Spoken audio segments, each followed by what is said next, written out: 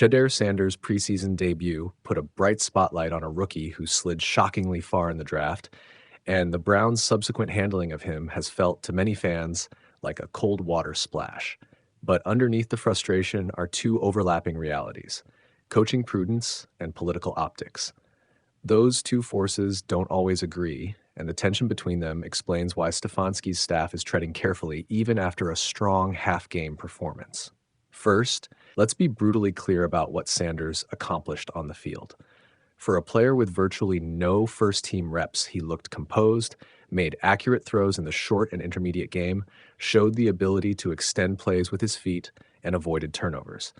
Those are the baseline boxes you want a rookie QB to check in preseason. Sanders checked them. He earned tape. He earned eyes. From a purely on-field short-term evaluation perspective, the Browns were handed a useful data point they didn't have before. So why isn't that enough to get him bumped into the first-team spotlight full-time? There are valid football reasons.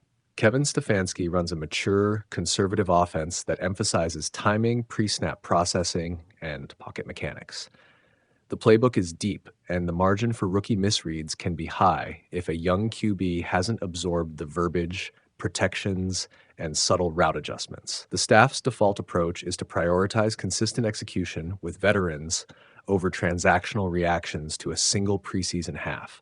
Giving Joe Flacco first-team reps, even after Sanders' good game, maintains baseline continuity in practice reps and keeps the offense conceptually stable for the starters. From a coaching perspective, that's not disrespect. That's inventory control. Keep your primary systems on rails while you gather more evidence on the rookie. There's also risk management. Preseason is where teams lose a season to a freak injury or derail a developmental trajectory with rushed reps. A big chunk of coaches' conservatism is babying both the rookie and the roster. If Sanders had been suddenly thrown into first-team reps without the incremental ramp, the Browns might have exposed him to schematic situations that create glaring errors on tape. Errors that are amplified by social media and could harm his confidence. Coaches often prefer to create a scaffolded growth path: frequent but measured reps, targeted situational work, and incremental escalation in complexity. On paper, that is the responsible route for long-term upside. But football reasons alone don't soothe fans. The other half of the problem is optics and communication.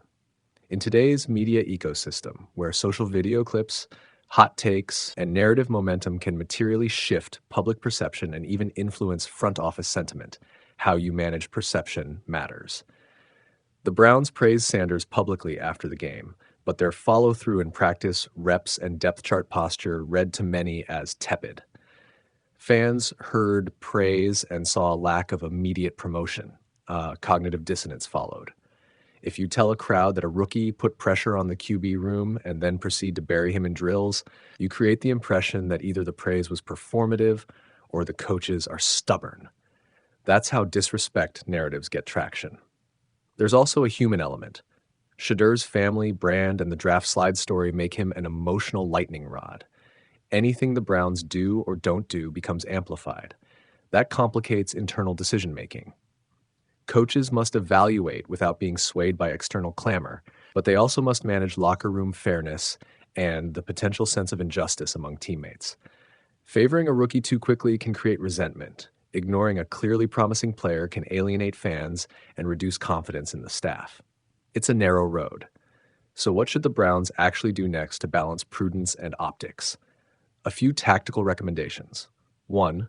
Public clarity and a staged plan. If the coaching staff communicated a specific development roadmap, e.g., Shedeur will continue to work with the twos this week with planned expanded situational reps next week in Philly, it would undercut the narrative of disrespect. Fans want to see a plan. Concrete, transparent timelines reduce noise and allow the narrative to evolve naturally. Number 2, intentional reps in high visibility but controlled environments. Give Sanders scripted 2-minute drives, goal line series, and red zone reps with the first-team offense during joint practices. That produces meaningful tape, but keeps play calls curated and damage risk low. It also answers critics who want to see him handle tougher, closer game scripts. 3 film sessions publicly framed as developmental. Invite local media to a portion of a Q&A or training session rundown that explains why certain reps are allocated, showing the logic, complexity, pre-snap calls, protections, demystifies coaching choices. 4. Guard his mental health and public image. The Browns should shield Sanders from rhetorical overexposure. Let him perform. Avoid turning him into a weekly media storyline.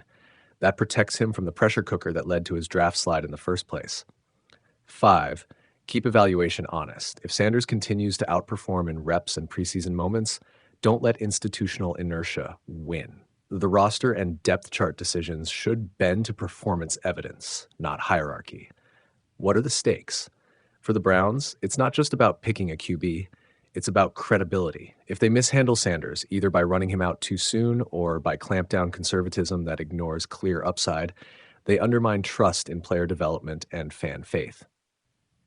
For Sanders, the early stages of his pro life are a tightrope. Momentum can accelerate a career, but mishandled expectation can hollow it. The team's challenge is to architect a path that protects both the player and the franchise's competitive window. In short, the staff's caution is defensible from a coaching and risk standpoint. The fan outrage is understandable from an emotional and optics standpoint. The wise middle way is transparency plus measured escalation. Give him curated challenges, show a plan, and then let performance decide.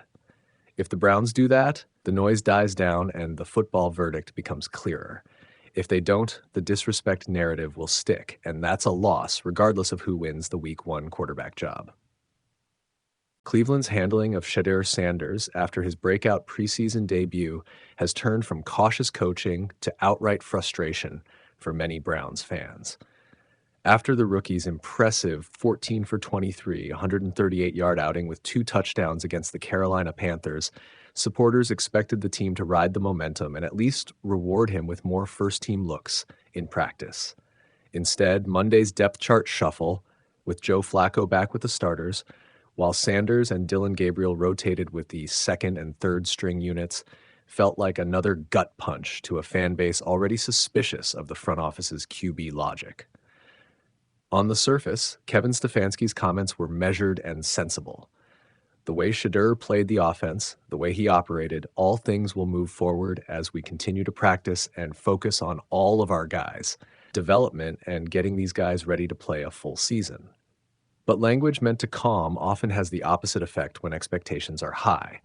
The optics of keeping a rookie who outplayed defensive looks under real game conditions away from starter reps rubbed many the wrong way, especially after Stefanski publicly praised Sanders' poise and decision-making. Context matters. The Browns went into camp with a crowded room. Veteran Joe Flacco, former first-rounder Kenny Pickett, nursing a hamstring, third-round pick Dillon Gabriel, and fifth-round flyer Shedeur Sanders. Flacco, with his age and experience, was always going to be given priority in the early reps as Cleveland balances short-term competitiveness with long-term evaluation.